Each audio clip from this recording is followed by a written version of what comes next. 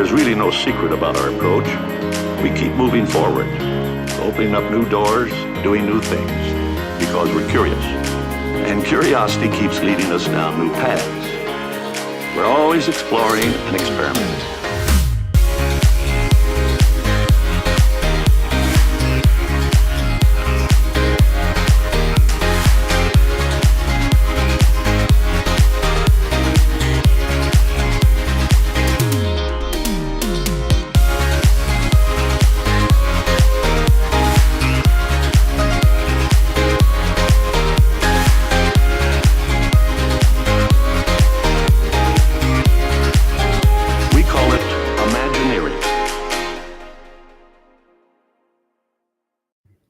Hello, everyone, and welcome back to the ImagineEars Disney podcast. I am your host, Matt, and I'm joined, as always, by my good friend, archaeologist, Professor Susie. You call this archaeology. How you doing, Susie? I'm great. I am very excited about tonight's topic. Yeah. And so I'm doing really great. Very good, very good. So, well, before we get into the topic, it's been a couple of weeks since we were live. So it has. Yeah. It's been a crazy busy. It's how summer is always. Everybody's on vacation, taking time off. 4th of July. Did you have a good 4th of July? Yeah, I did. Very busy, very hot. It has been like stupid hot in Florida recently. So if you're in the parks or planning to go to the parks over the summer, please bring a reusable water bottle and fill up at every available water fountain and drink fountain thing, the soda machine that you can find. Ask for cups of water. It was a good one, but it was very hot. I thought you were about to say drink lots of soda. Oh. I mean,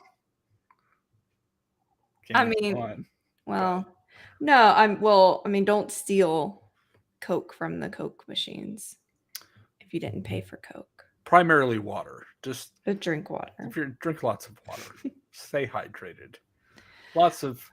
Go back and look at our. Didn't we do an episode way back yonder when? Probably on how to deal with parks and heat and. It's been 5 years. If you can think of a topic, we've probably talked about it, or we've mentioned it in passing in some way or another. The library is getting large, and the topics are very wide-ranging. Yes, they are. From Disney to, well, of course, all things Disney, but Disney parks, Disney Cruise Line, Adventures by Disney, movies, shows, bathrooms, ice cream, classics, costumes and characters. Yeah. But yeah, it's been a good day.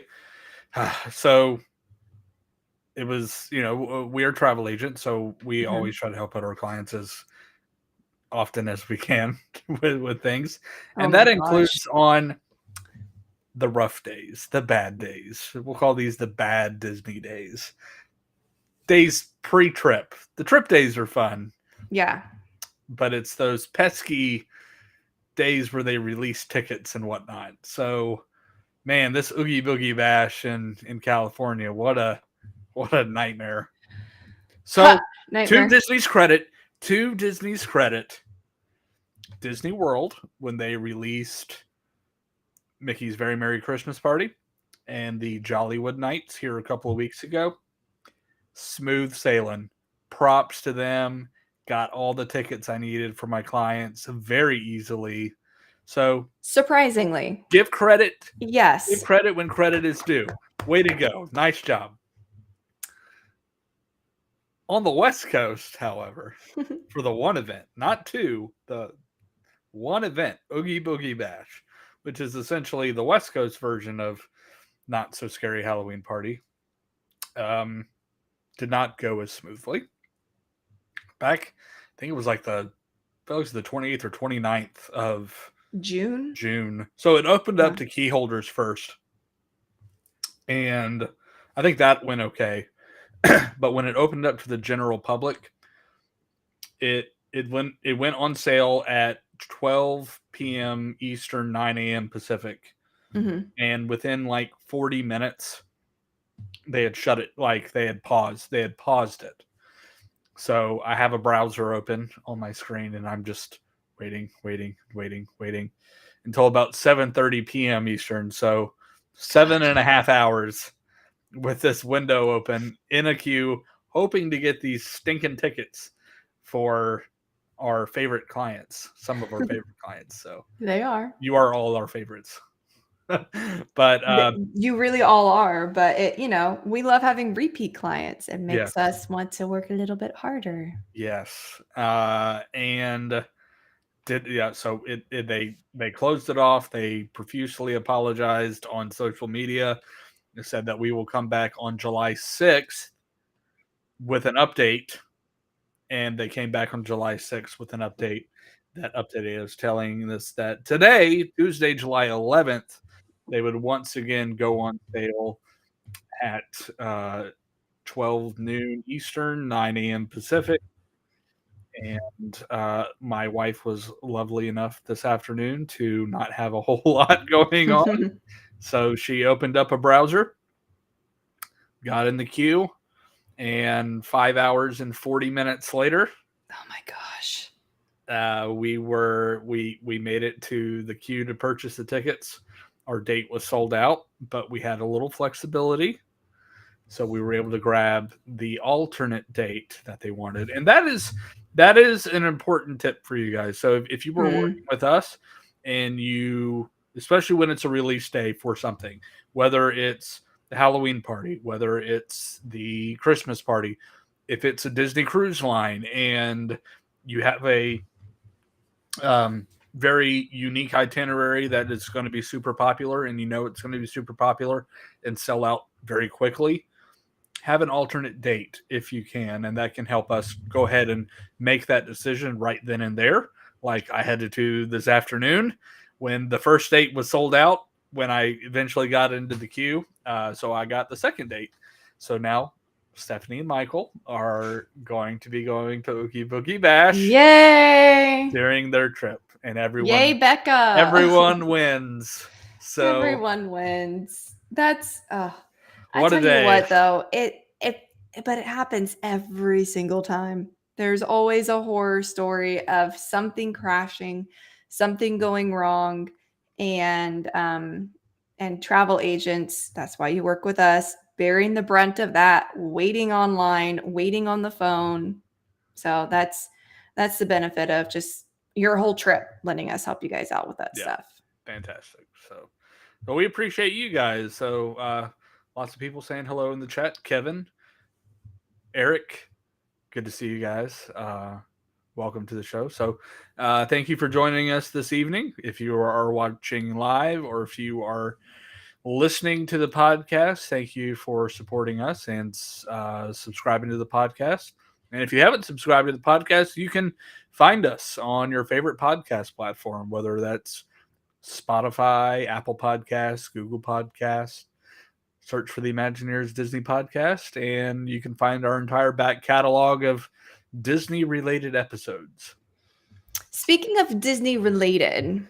Disney adjacent. And episodes we haven't talked about before and topics we haven't covered We before. have, in 5 years, we have never had this topic of discussion, because the last time this brand, like, is that franchise. But the answer is no to what you're about to say. It's just all a no. What was it, 2008? Yeah. So a few years before we started the podcast was the last time that this franchise had a film. And here we are with the 5th installment, the final installment of the Indiana Jones saga. Indiana Jones and the Dial of Destiny. Now, Indiana Jones, of course, is a Lucasfilm property, which is owned by Disney. So this is a Disney movie. This is a Disney franchise now. Of course, Indiana Jones also has had a presence in the parks for a long time, between the attraction at Disneyland and the stunt show at Disney World. But yeah, we haven't had a reason to talk about it. But I think we have a really good reason to talk about it now. So we kind of want to give, I guess, a non-spoiler, and then maybe we'll do a quick spoiler minute and a half, tell people not to listen if they haven't seen it yet, because I have things to say. Yeah, let's just start off very basic. Yeah. Did you enjoy it? Yes I did. And I am so glad I did. I was so nervous about this movie. I just did not want it to go like Crystal Skull. Kingdom of the Crystal Skull was awful. And Harrison Ford being 15 years older now than he was when that movie was filmed. Which is crazy. Which is crazy. He is 80. I was nervous that it was just going to be disrespectful to him in some way to bring this character back out like a cash grab. And it was not. This character needed closure and it needed a final movie. And I thoroughly enjoyed it. How about you, Matt? I also enjoyed it. When they announced this, much like you were with Toy Story 4. Oh, jeez. It's like, oh no, not again. Come on. Let Indy have some dignity. I mean, it killed the franchise with Crystal Skull. Do we need to drag this in the mud anymore? But I went in a little bit more open-minded after I, heard some pre-interviews. Even Harrison Ford just being very publicly proud of this movie. And the overall reception, I think. So, there were some negative reviews, but there were also some positive reviews, kind of mixed. But went in generally open-minded, and I was just very pleasantly surprised. I thought it was a blast. I thought that... Can you hear that? Sorry. Yes, I hear Copper drinking some water. I tried not to, but he came over here and was looking up at his bowl. I had moved it so this exact thing wouldn't happen. He was thirsty. Slurp, slurp. I'm dealing with that now, too. Oh, yeah. We're going to have to update everybody on that pretty soon. I guess I haven't done that. So I guess I could go get him at some point. Ooh. Yeah. Maybe at the end of the show. It's fine. He's actually doing very well in puppy training. Good. Anyway, I digress. I feel like it felt more like an indie movie. It felt like Raiders. This, as compared to Crystal Skull. Crystal Skull just kind of had that hokey sci-fi vibe to it, which was okay. It was silly. And the thing about Indiana Jones is everything that he seeks out to find, because of taking anyone's religious beliefs out of it, ends up being true. So all the legends about the Ark of the Covenant, the stones from Temple of Doom, the Holy Grail, the Crystal Skull, and the alien legends there, like it all up until, even this movie, it's true. So it's like, yeah, you kind of want to like honor it because he's finding these things and the world is mythical and special and crazy. But like that movie was silly. It wasn't, I don't know. You didn't feel, I don't know, any kind of emotion to it. It did feel, remember that it felt like a comic book. Oh gosh. The giant man-eating ants. Oh my gosh. Like this is one of those Mystery Science Theater 3000 movies on Sci-Fi Channel. And it was at the peak of like Shia LaBeouf and everything. Yeah. And we'll get to our thoughts on Mutt and the role that he did or didn't have in the movie. Later on in our spoiler review. So I think though, to put the whole thing in context, we mentioned the what is my dog doing? Can you not? The original 3 films. I just actually rewatched them recently. I need to within do the that last soon. month or so. I They are just solid. They hold up. The plot, the music, the characters, the development, the dialogue, all of it. They're some of the best 3 movies ever. There's a reason Indiana Jones is iconic.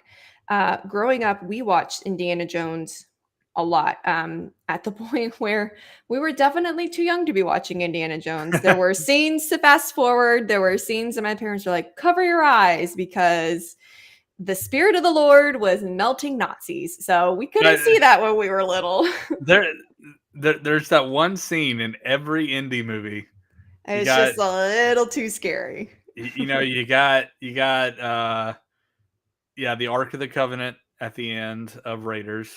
You have the dude's heart like being pulled out of his chest in Temple of Doom. And then of course the graceful aging of He chose poorly. Good times. So, yeah, everyone was heartbroken over Crystal Skull, and I think that was why people may be hesitant to see Dial of Destiny. But you're right, you hit it right on the head. It brings back all of the great elements that made the first 3 movies so iconic, but it brings them back in a realistic, age-appropriate way. Is Harrison Ford sprinting and being dragged by trucks and punching out everybody he sees? No, because Indiana Jones is old, but it fits who his character is now and where he's at now. And I think that is what makes it such a good movie. For sure. I don't know how much to say that doesn't get into spoiler territory. Well, let's do this. So let's do a ranking of the Indiana Jones films. Okay. Where I don't know. For me, I'll start at the top. Well, no, the bottom is the easiest place to start, Yes, I guess. yes. It's Kingdom of the Crystal Skull Mhm. by a Agreed. mile. And for me, the best, Raiders is still my favorite. Okay. And then probably, I don't know, Last Crusade I just watched like last week, and Sean Connery is so good, and that dynamic is so funny and wholesome, but Temple of Doom is just iconic. But this movie, Dial of Destiny, made me feel things deeply. I don't know. I really feel like Dial of Destiny is still below the original 3 for me, but the middle 3 are very close. I'll be honest. Okay. And how I feel about them. Okay. So I think that Raiders is the better film, but I love Last Crusade. That's a good way to put For it. so many reasons. It's like having a favorite Star Wars movie, but every fan knows that Empire Strikes Back is the best, but it's not your favorite. Yeah. So I rank it Last Crusade, Raiders. And then I actually think I enjoyed Dial of Destiny over Temple of Doom. Wow. I really did. I felt like Dial of Destiny kind of was really a throwback to what indie, like the adventure really is. So like I think it did, obviously, and you saw this in the trailers, so I don't think this is necessarily spoiler territory, but there is a good chunk of the beginning part of the film that heavily uses CGI to de-age Harrison Ford. I thought they did a great job. We've seen a lot of movies recently that have younger representations of the actors that are portraying them. I thought that this is actually one of the better examples of that technology, and I don't think it detracted from the movie at all. So, at least in my opinion. I agree, except that opening sequence is long. It is very long. It genuinely is almost a half hour. It was a long time. I'm like, wow, this is really.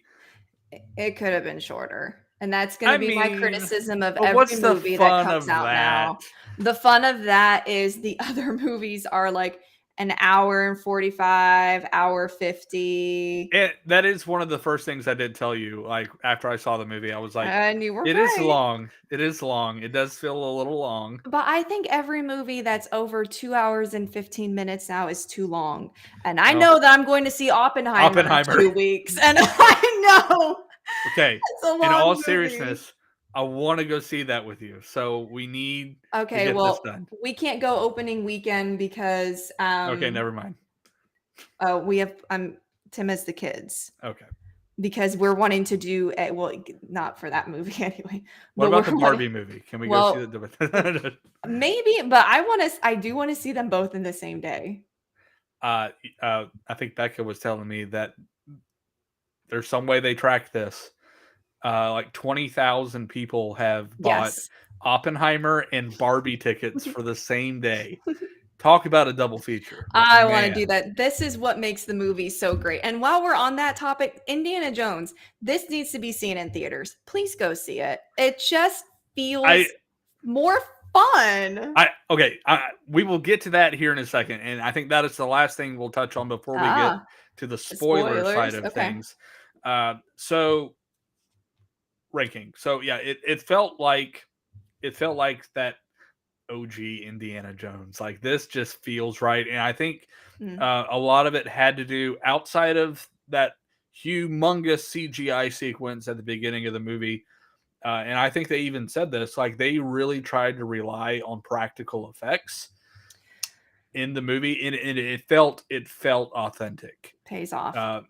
And it shows. So my rankings of the Indiana Jones films, Last Crusade, Raiders of the Lost Ark, even though Raiders is probably the better movie. And then Dial of Destiny, Temple of Doom, and then way down at the bottom, Kingdom of the Crystal Skull. Yeah. I also just want to give a shout out to, she's definitely listening to the podcast, Phoebe Waller-Bridge, who just holds her own in her own unique way next to Harrison Ford. It seems like such a dichotomy, and it is. They are very different people. They have very different looks and attitudes. They have very different filmographies, but they fit their characters so well, and they actually have amazing chemistry for the roles that they play with each other. And this is not a spoiler. It's in the, everyone will say it. It's just who she is. It's his goddaughter. And I saw one criticism that was like, we have no emotional connection to her. And I was like, first of all, that's because you've seen the movie one time. Short Round is in one movie. That is correct. Do you feel emotional connection to him? Dr. Henry Jones Sr. is in one movie. Do you feel emotional connection to him? So it is hard to come into something like this that is a 40-year-old franchise or something new. Well, Salah's in a couple of movies. Oh yeah, he is in Last Crusade. Yeah.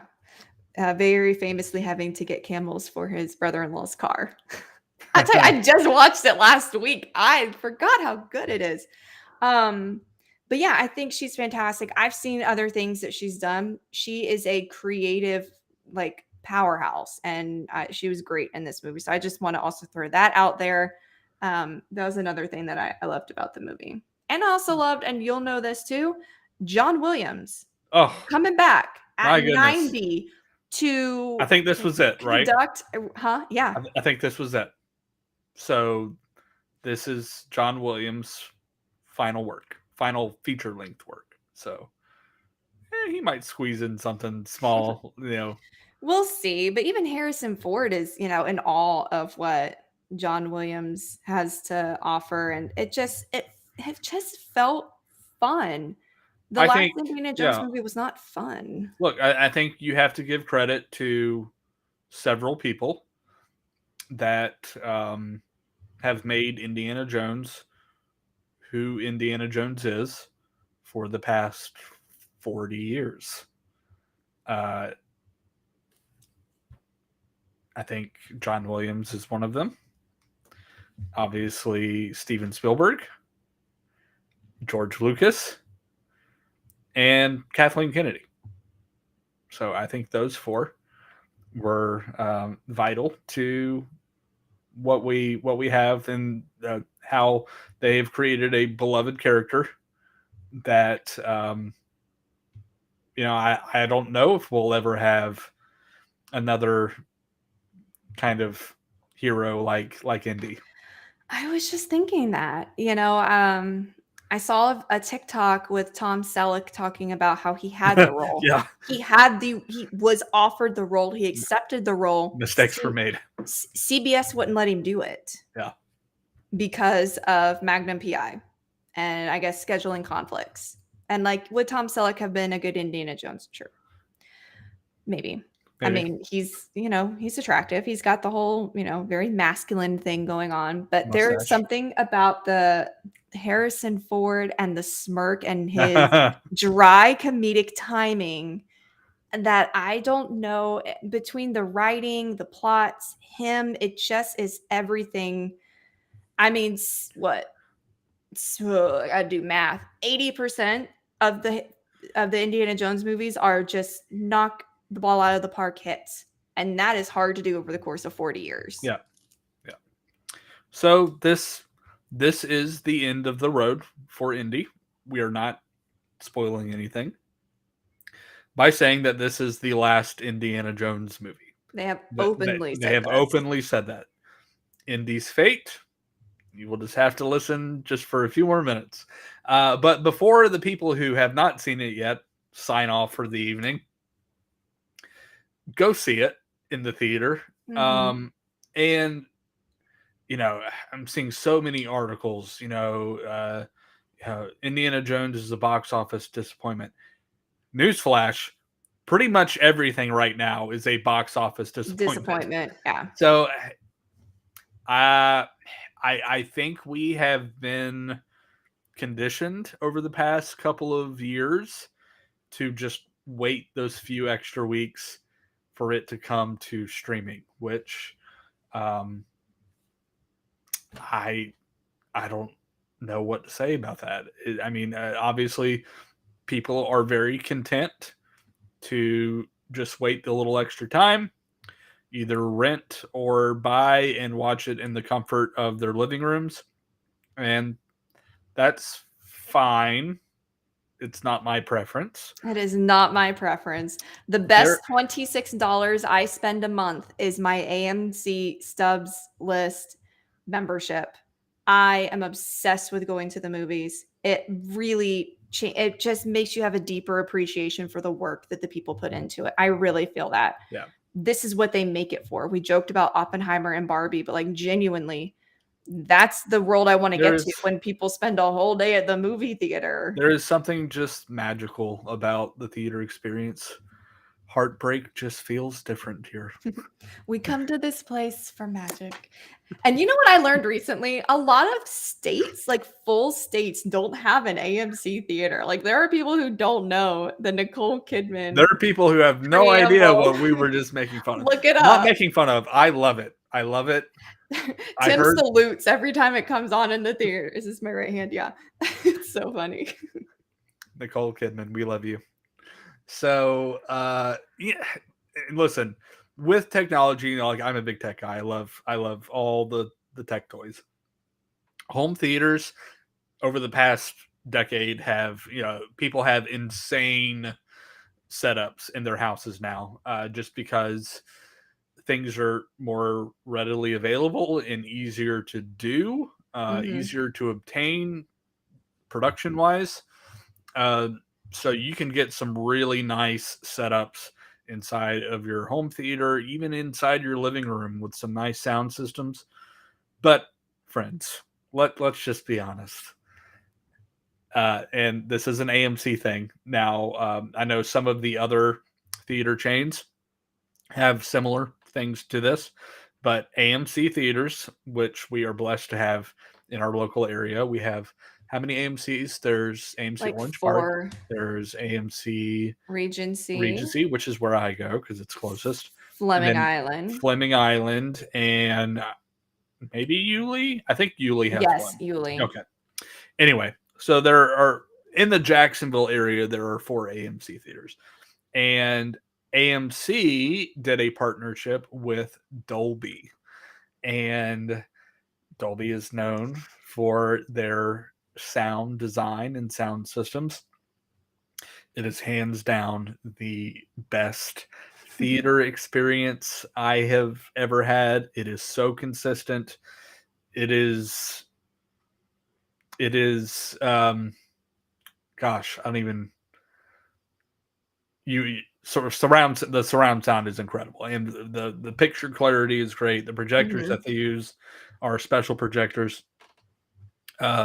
Oppenheimer when in IMAX is going to be nuts Yeah. because they shot all of that, a lot of that in IMAX. But the Dolby theater is something that you can't get at home. Like Right. It's impossible. I don't think it exists anywhere outside the theater experience. I So don't think so. And the IMAX and Dolby's are included with your membership as a stubs list ticket. this is not a paid endorsement. It's not, but it really for should AMC. be. Could go all the Anyway, way.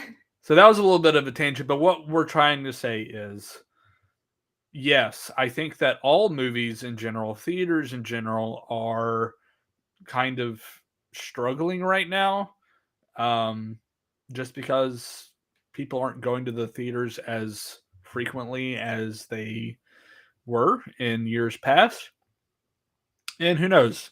I think the theater going experience, the demographics change. Like it's like it comes in waves. Like it'll come in and then it'll die off, and then some new technology will come out, like 4K. Then they'll ramp up. Look what 3D did for Avatar. With Avatar in the theaters, it became the highest grossing movie of all time. Because look, let's be honest, Avatar isn't like the greatest movie ever, but it was groundbreaking technology that you can't describe to someone. You had to be there to experience that. So I think we're just waiting for the next big thing. But you're missing out if you don't go see some of these movies, and they're really good. Like we enjoyed The Little Mermaid, just kind of staying in the Disney realm, in the Disney space. Elemental was really good. Indy was good, and Haunted Mansion coming Oh soon, so my gosh, it looks so good. it looks like a lot of fun. So there's just a lot of opportunities, and I would hate to see theaters die. I don't think they're going to die. I think they're not on life support yet. No. I think we came very close with COVID, but I would encourage you, if you can, go see it in theater. Go support your local theater, even if it's not a chain like AMC, whatever. Like go. There are lots of local theaters out there that need your support. So, there's just something about the movie experience. Movies have a special place in my heart, so that's why we're doing this episode tonight. Anyway, so that's soapbox for us. That was so fun. Yeah. All right. So if we're going to go into spoilers. So if you haven't seen it, we will catch you next week on another episode. All right. Okay, friends. Okay. Spoiler time. And okay, I don't even know where to start. So you start off the conversation on this. Sure. We can go a whole lot of different directions on this. Yeah, I cried a lot. This isn't a spoiler. He's in the trailer. Sala made me cry. Just, I don't know, the beginning though, where you see pictures of Marion's pictures here in the background, and he has his wedding ring on, and I leaned over to Tim and I was like, oh no, Marion's dead. And then the next thing you see is like he's looking at the divorce papers, and I literally in the theater went, what? I was so mad because we have spent now 3 movies knowing, well, all the movies, that she's the one. She's the only female character we've seen him with who really can go toe to toe with him. And And then I you was like, find out no. why. And then you find out why. I'm like, ooh. But Oh. Indiana Jones needed this. He had nobody, and then he got this whole family, and so he kind of had a life for himself. And then when you learn about the disagreements with him and Mutt, and then Mutt goes to war, I'm assuming based on the timeline, it's Vietnam, and Mutt dies. It's heartbreaking to see him have just not know how to do something, because he's How to always got cope. an idea. Yeah. And as smart and as intelligent as he is, this is not a realm that he has that kind of experience in. And it was just very raw and real, and he needed that. And I think audiences needed to see a strong masculine character just be like, I don't know what to do. And you know what? That's okay sometimes. Not everyone has the answers. Yeah. I think it added an interesting layer to the story for sure. So It did. And then the ending. I feel like this is the I could do a whole episode on this. I was bawling like a baby. I'll do it right now. The second I saw Karen Allen on screen, first of all, she's stunning. She has aged so beautifully. And then as soon as everyone else left the room, I'm gonna cry. And and they did the thing. And they did the thing. I was like, they're gonna do the thing. Like, I was like hitting Tim. I was like, they're gonna do it. And then as soon as she pointed to her elbow, I'm a mess. It was a beautiful moment. And the closure that those characters needed, the closure that the audience needed based on how terrible Crystal Skull was. We needed that really sweet ending. Oh my gosh. That's so sweet. And then they just had to leave. Like, all right, Indy's hung up his hat. It's literally on the clothesline. Nope. Whoop. It is a metaphor. Yes. I think it's because, he kind of had hung up his hat for a while when he was sad and had lost his son, and, in a different way, lost his wife. He lost his way, and this adventure brought him back to feeling himself. And that's what that represents to me. I don't think we're going to get any other kind of Indiana Jones content. I think they know better than to try to reboot this. Let's hope so. Oh gosh.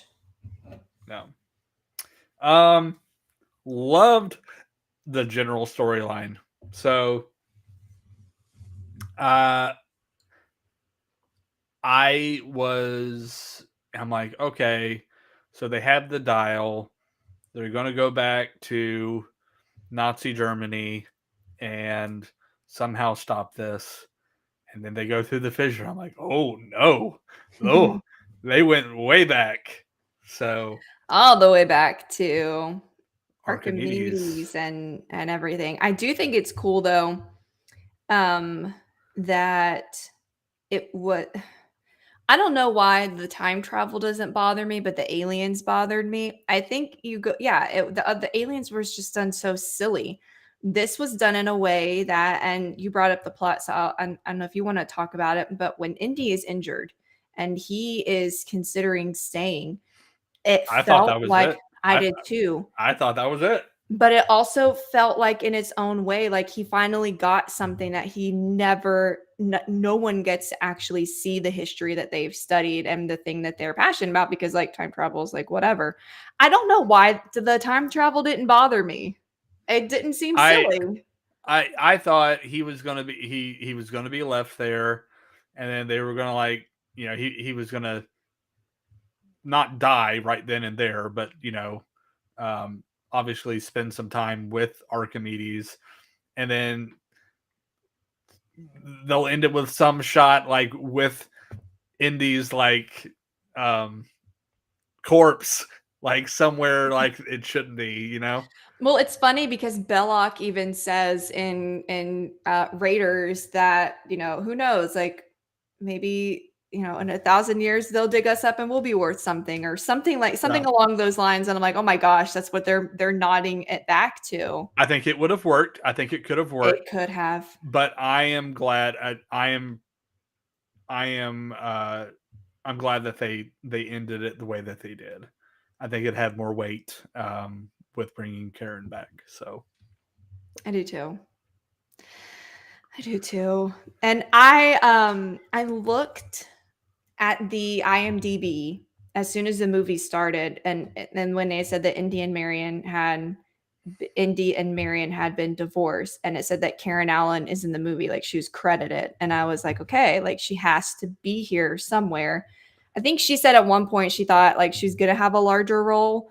I know it was small, but it was so beautiful and impactful.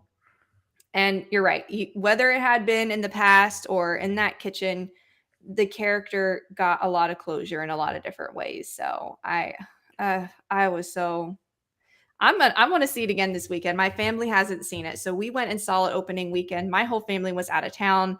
I went with my fiance and his family, and everyone enjoyed it. Everyone also agreed it was a little long, but my family, who again growing up, this is when we went to Disney. You'll appreciate this. And we had the motorhome.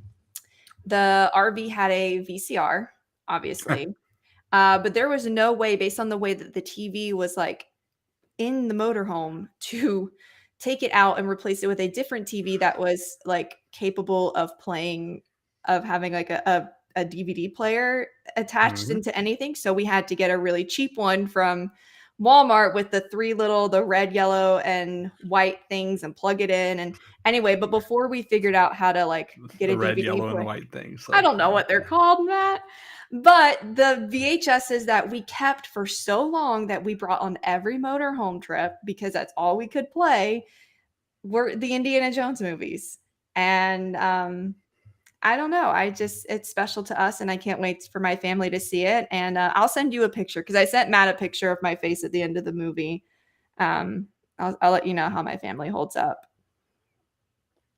Tears. Yeah. It's the ongoing bet. Yeah, it's I thought it was a great finish for the franchise. Favorite part? Did you have a favorite part? I don't know. I liked the little car Vespa tuk-tuk, or what are they called? That race was fun. That was also funny because you've got the like casino guy who's like obsessed with Phoebe Waller-Bridge's character, and that was funny. But I'm just a sucker for nostalgia. Sala made me cry when he's talking about how proud he is to be an American, but he misses the adventure and the desert and the whatever, and that made me get really emotional. But that ending scene was just, it really made it. And I don't know, Harrison Ford, you could tell how much he loves this character. I have just had, I think, an epiphany. I've come to the realization of something. Okay. And it may explain quite a bit. Oh. I love a good puzzle. Okay. Maybe it's why I love Last Crusade. It's just all of the things they had to figure out to get to the chalice. Why I love National Treasure. It's like a guilty pleasure. Just all these puzzles. And going through the temple there in Dial of Destiny, and all the things that they had to figure out to get there is, I don't know, like, yeah. It all just kind of, it just felt right. It felt Indiana Jones, like classic Indiana Jones. And I think that's what I loved about it. Oh. So I don't know. It makes me feel happy and warm. That's the best thing a movie can do. So great. Great. Any other things you would like to add? No, just there's no credit scene, by the way, if anyone was wondering. No Don't think that we're holding anything back. There's not a secret. This is the end. This is it. And I think that is the best way that it could go out. For sure. So well done, Lucasfilm. Well done, Disney. And as much as it pains me in a lot of ways to say, well done, Kathleen Kennedy. Oh, come on. She's had she's had a good run. You know, Last Jedi is just. I do love The Last Jedi. Yeah. I do not love The Rise of Skywalker. But you win some, you lose some, and I'm glad we won with Indiana Jones. Yep, good stuff. Well, I think that's going to do it for our episode this week. As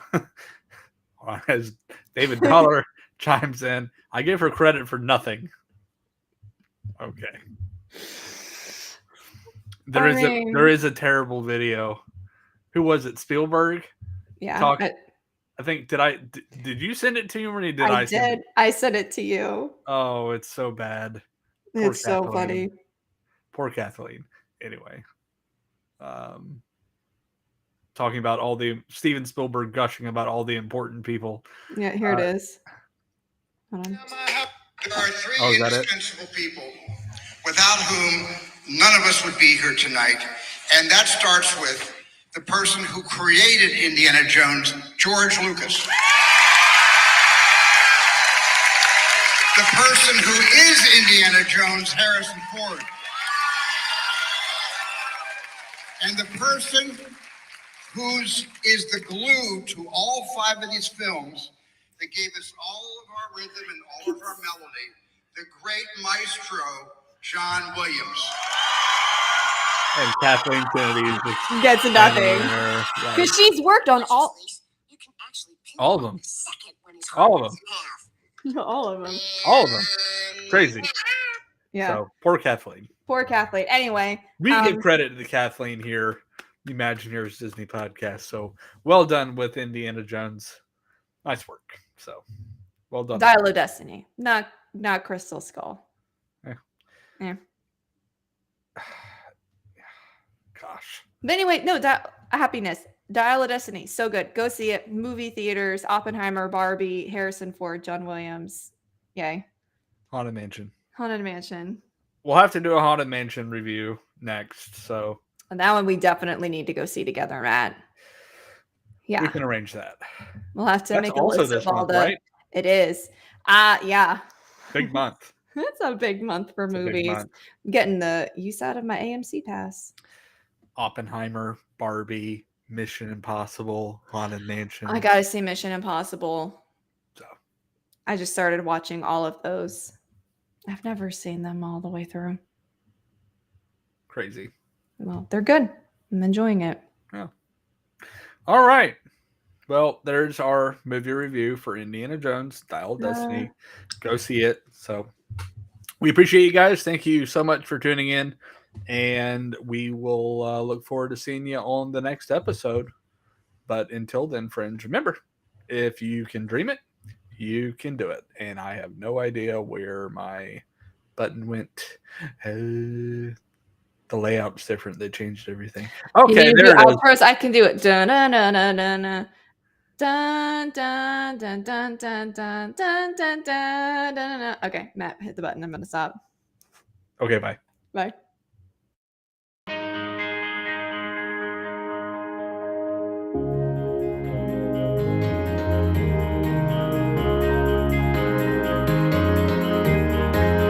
There's really no secret about our approach.